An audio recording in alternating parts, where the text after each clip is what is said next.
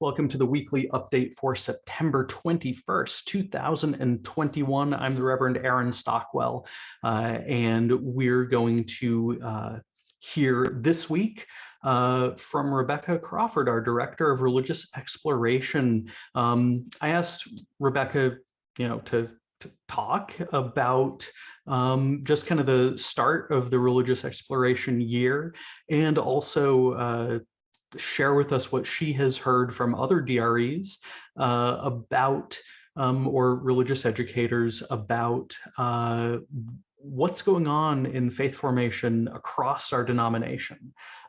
So Rebecca, what's religious exploration looking like this year? Thank you so much, Reverend Aaron. It's interesting because I think we keep talking about these unprecedented times, and I really miss precedented times. I don't remember what they were like anymore, but here we are. It's the kickoff to another religious exploration year, and we have the great, awesome privilege of being able to meet somewhat in person, at least while the weather still holds. So this year, the plan is for us to have a series of different programming options that are going to be open to kids K through 8 on Sunday mornings during the church service. And then another set of options open to our 6th through 12th graders with a combined junior senior youth group this year. So just generally what's going on in the religious exploration field in the New England area is so similar to that which is happening here at First Parish in Framingham.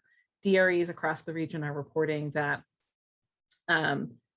it's really an influx time, knowing how to gather safely, knowing what we can and cannot accomplish together, and the needs of kids have changed.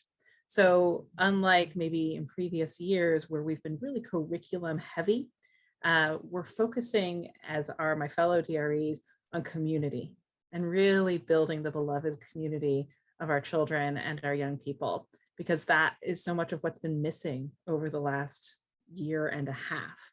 How do we intentionally build that up again?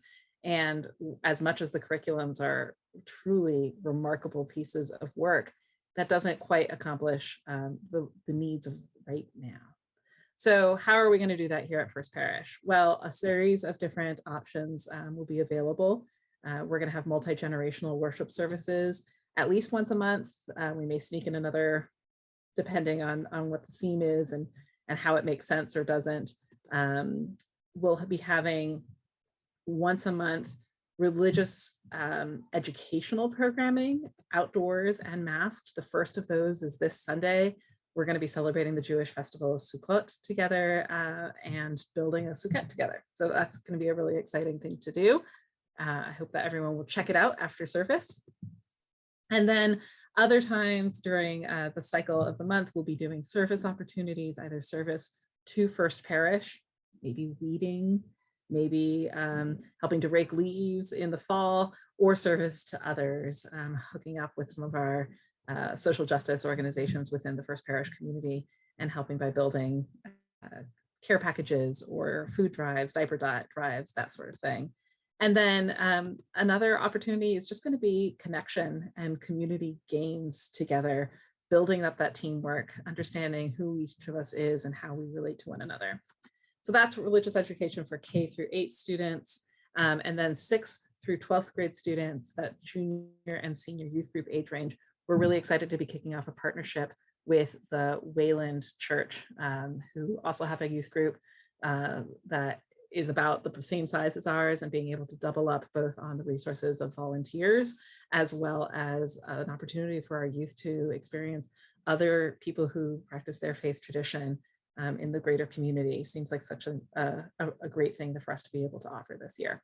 So that's RE in a nutshell this year. It's a little bit late to the kickoff, just as we've been exploring what's safe and what we can do in relationship with all the programming throughout the congregation.